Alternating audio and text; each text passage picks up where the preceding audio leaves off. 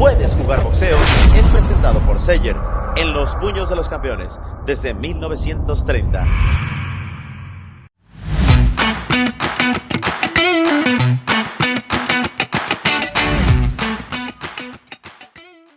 Aliyah, first of all, congratulations on your new job. Thanks for taking the time. And well, first of all, why boxing?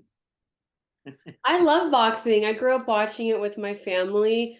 I'm Mexican and white, so my Mexican side of the family, we used to always get together. Like I remember being a kid and all my tios just getting together in the garage and just screaming for boxing. Like my family has always just loved it. So I just grew up with that passion for the sport.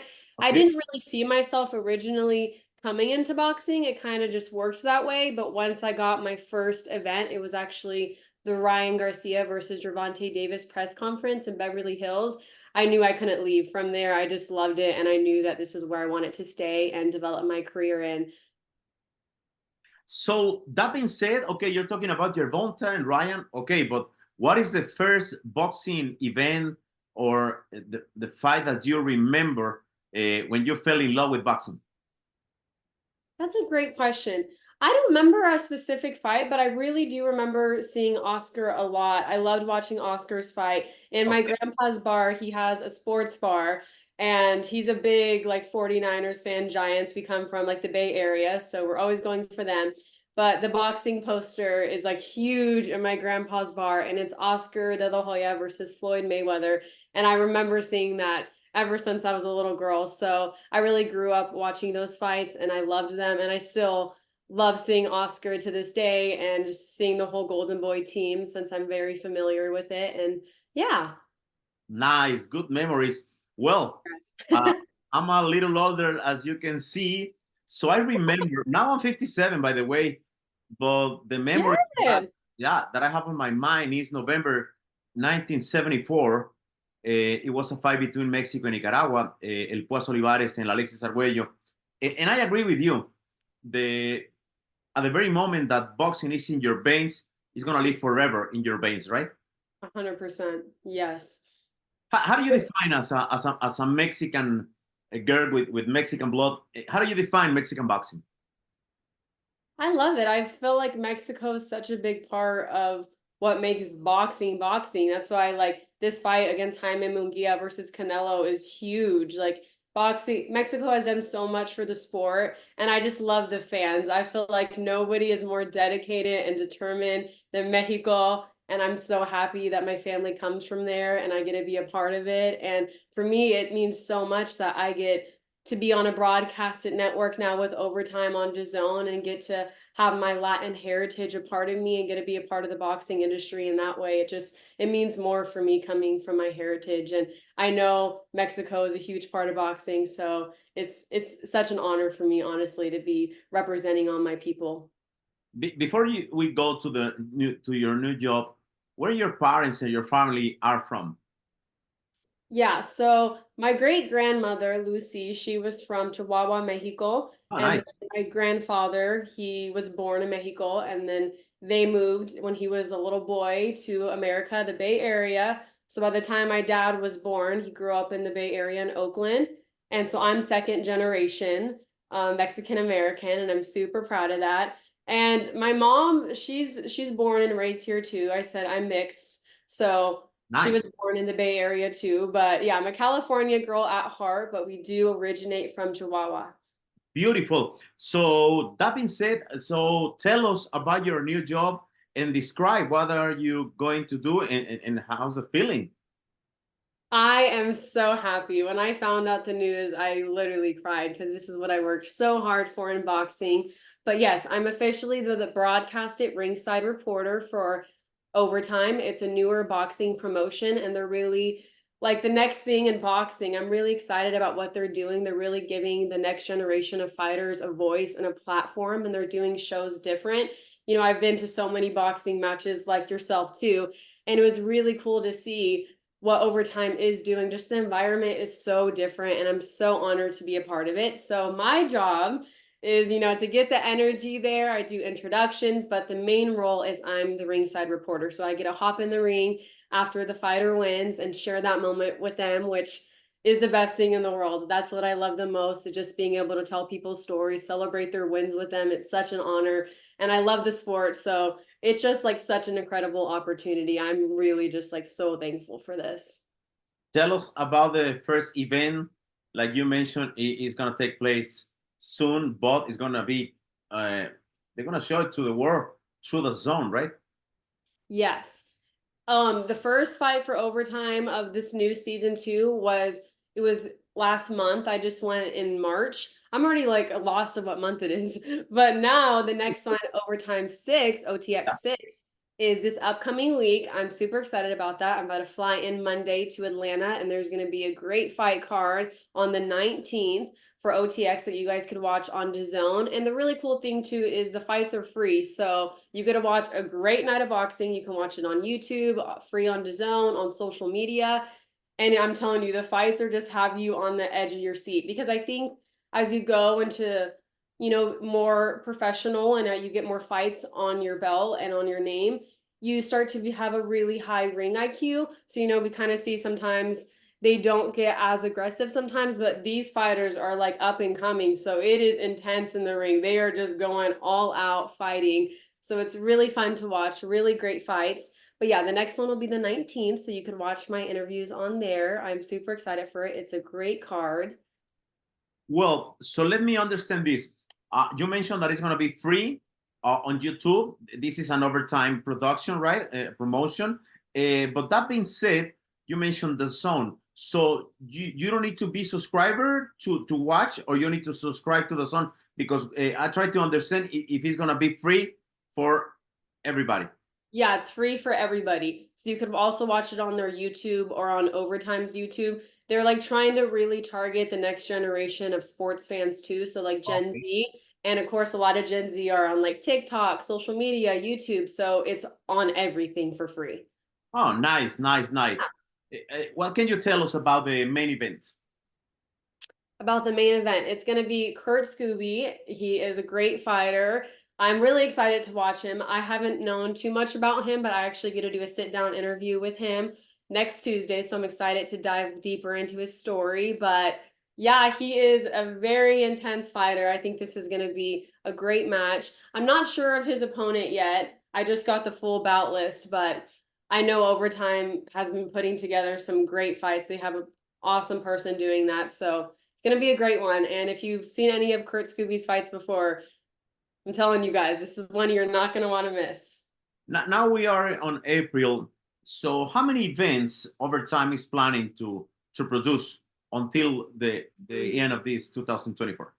Yeah, they're going to be doing 8 shows. There's going to be one international show. They haven't made the announcement yet, but we're also going to be, right now we're in Atlanta. We're going to do some in Miami, in Texas, and then the international one, like I said. So I think it's really fun too, bringing boxing more to the East Coast, the Miami and Atlanta vibes. I'm really excited about that, especially since I am more from the West Coast. I love going to the East Coast and seeing that vibe and everything. But yeah, 8 packed shows. It's going to be great. They did 4 this last year and they were all really successful, and now they're doubling it. So I'm excited to see what they're going to be doing in the future. I think it's going to really do something different in the sport, and I'm excited about that. Beautiful. What is the most important fight for you in these coming months? Canelo Munguia, Usyk against Fury, or Ryan against Devin Haney? Which one is the most excited for you, or the most important? That is a great question, because I'm excited about all of them. I feel like we have such a great months of boxing coming up, which I love to see for the sport. I would definitely have to say that Canelo Munguia. I'm actually going to be at that fight, so I'm really excited to see that like up close and personal. I've never got to see Canelo fight actually like in real life, so I'm just pumped for it, and I know all his fans are too. And like we talked about earlier, it's 2 Mexicans fighting. Like, how much more epic can this be? And on Cinco de Mayo weekend. So I'm really excited to see this, because I think obviously Canelo's not ready to obviously leave the sport at all. He's the champion, he is the king, but Jaime Munguia is such a great fighter, and he's kind of like the new one in the sport. And I know he's really looking to be victorious. So I just think it's going to be such a great fight. I think Munguia might bring something different out of Canelo, maybe make him a little bit more offensive in this fight with their styles. So I just think it's going to be great. But of course, all of them. I'm going to also go to the Fury Usyk one in Saudi Arabia. So I'm pumped for that. I don't even know what to expect, but I know Tyson Fury is a great fighter and he's a character. So I'm hoping I get to interview him because that would definitely be fun.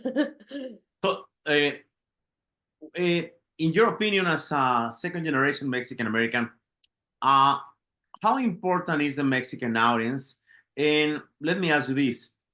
Don't you think that the fans, Mexican American fans, deserves better? Because we only receive, as a fan, SAP, not a quality production. I think the biggest promoters, they don't care about Mexican American because they don't produce nothing for the biggest audience, in my opinion. From every 10 people watching boxing, 8.5 are Mexicans. You can tell about the arenas, you can tell about the pay-per-view, and for example, on the Cinco de Mayo weekend, it's going to be a Mexican against Mexican, but they are not doing nothing regarding production. So in your opinion, how important is the Mexican audience and what we need to do in order to receive a better product?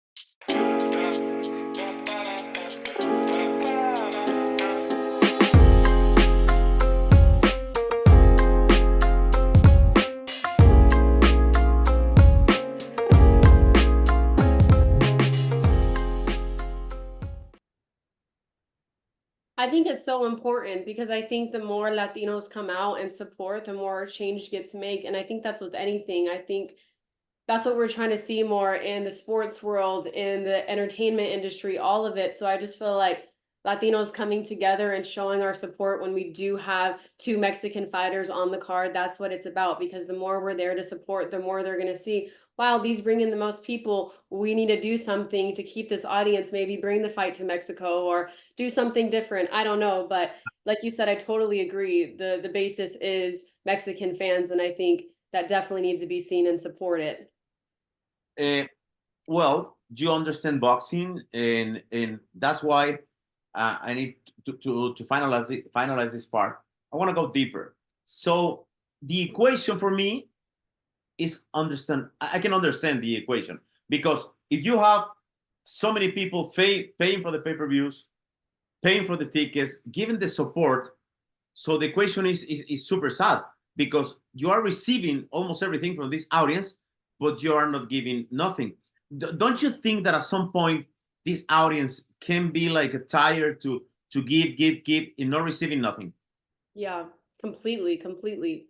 What do you think in your opinion? Like Uh, what would you like to see? Because I well, totally agree with you. That is such a valid point, and I think there needs to be some change. I believe the biggest companies like Telemundo, Univision. I don't want to put you in trouble, but I used to work with all the outlets you mentioned: ESPN, Fox, Univision, Telemundo, like a freelancer. So I noticed that when it's about boxing, and if not Canelo involved, they're not gonna cover nothing. But I truly believe that the promoters that are not doing nothing to promote, it's funny and it's sad. The promoters are not promoting. And I had this conversation with so many people, big guys, and they say, "Oh yeah, you're right, you're right," but they never do nothing. So answering your question, which is a great question by the way, I truly believe that they need to produce something with a good quality. The same production for English, Spanish, you know, and invite the outlets, uh, treating well the journalists, it will be better because sometimes cover boxing is difficult. Oh They yeah. they treat you like enemies, and you are promoting the event, and they treat you like, hey, just one question, bye. So I'm asking you, look at this, listen to this. I'm asking you as a Mexican, as a old man, that the new generations can spread the message. We need to promote boxing because boxing is getting older and could die. Look the efforts of UFC. Young people, look what Jake Paul is doing. Oh yeah. Maybe the people don't like Jake Paul, but he's bringing, or he brought, new audience, right? Yeah, 100%. So yeah, well, it's a good conversation because you understand. So finally, when you ask to a fighter, what is the dream of the fighter? Is to be champion of the world. What are your dreams? Oh, I love that question. I love talking about dreams. Honestly, I feel like I'm living my dream. I mean, there's so much more I want to do in my career, but honestly, it just keeps continuing to amaze me. And I think that's a big part of my story too. If I would have stayed so focused on just my end goal, like I knew I wanted to come to LA, I knew I wanted to do acting and hosting, but I didn't know that I was going to fall into sports journalism, and I did. But if I wouldn't have been open to that, none of this would have happened. So now I'm kind of just doing the same thing with my career. I know that I want to stay in boxing. I want to stay on a broadcast. I hope to maybe do movies in the future, do some more TV hosting, literally everything. I just love to tell stories and just be a part of people's moments and helping to promote things. Like that's really why I want to stay in boxing. If you brought up such a good point, the sport is dying in some part of a way, and obviously Showtime left, HBO left. So for me, like I came into the sport kind of seeing that, and I really wanted to, as Gen Z, to help promote it because it's such a great sport, and I think it will never die off if people continue to promote it and put love in it. So I try to come in and do like different types of interviews with the boxers, make it fun, appeal to all different types of audiences, and I always craft like a fun video at the end to boost on socials, YouTube, TikTok. So I'm really trying to just keep the sport alive, keep it energetic. And that's really what Overtime is trying to do too. So I just feel honored to be working with them because they really are trying to target Gen Z and the next audience. Like you said, UFC is doing, they have younger people in there, and we can't allow the young people to not be involved. They have to be involved if we want this to continue on. So I'm just super excited about that. But yeah, I guess my dreams are kind of just to continue doing what I'm doing on a bigger level and just get to inspire people, as many more people as much as I can. So just bigger audiences and bigger things, but I'm just thankful for where I'm at now. So just taking it day by day and counting on my blessings. Well, finally, before I ask the last question, promise me that you need to take care about Spanish because I believe it's very important. I 100% agree. 55, 57, sorry, years old, and I don't know if my English is 100% good, but I try every day. I'm taking English lessons, and it's important if you're gonna be a reporter on the ring. This is an advice from a moment. Sometimes you're gonna interview a Spanish fighter, Yeah. so don't forget about this. Hard work in your Spanish, it will be great. And finally, uh, you leave your own town to go to LA, one of the biggest cities in the world. You need to earn $150,000 a year just to stay okay. So you can imagine how difficult it is to live in LA. I used to live there, now in Vegas. But now, make a little stop. Think about this. All the sacrifice, all the cry, las lágrimas, when you cry, all the sacrifice, it makes sense now? Mm-hmm. It does. It definitely does. It was definitely hard leaving my family and everything I was comfortable with to come here. And I honestly hated it at first when I moved here. I just felt super alone. So I thought I was going to go back.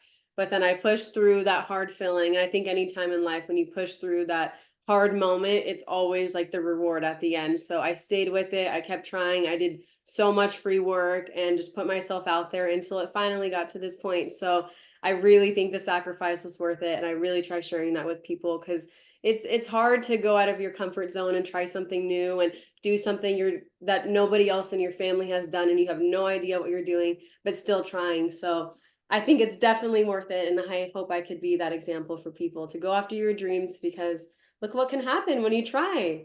Yeah. Finally, espero que Dios esté en tu esquina, así como Dios está en mi esquina. I hope you have God in your corner, because I have God in my corner. And with God in my corner, and in your corner in this case, everything is possible. Something to what?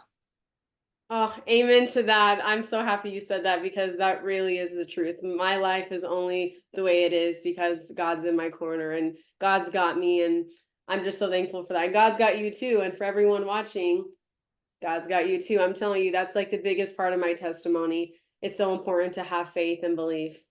Okay, the first lesson in Spanish. Repeat after me. Dios Dios en mi esquina. en mi esquina. Is God in my corner. God is in my corner. Oh, that's the Dios best. Dios en mi esquina. en mi esquina. Thank you very much for the time. Thank you so much. You are amazing. I appreciate you, Ernesto. Thank you for having me on. It's your house. No Puedes Jugar Boxeo is your house, so I wish you the best.